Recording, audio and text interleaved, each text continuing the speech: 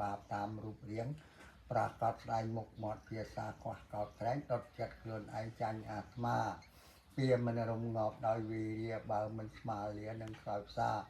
ដោយរឿងមេមរឹកនិងមេខ្លាសងសឹកប្រហាតភពជាតិនឹកដល់ទីធាវុកុមារសាពាកបីដាពីបែកឃ្លាតធ្វើឲ្យសត្វត្រូវខ្លាចជាញាតរួមជាតិទាំងរួមរាជបុត្រីព្រះពុទ្ធោវាទនិងសុចរិតជាព្រះក្នុងចិត្តគ្មានបាយសីរស់នៅបានសុខមានសេរីរួចពីរួចភ័យ5ប្រការសិល5កម្មបត្តិរឹកពីលាអាពាពិពាចងហាត់ថាចងឲ្យកូនចាំពាក្យបីដារក្សាសង្គ្រោះរស់តាមធម៌សាធុ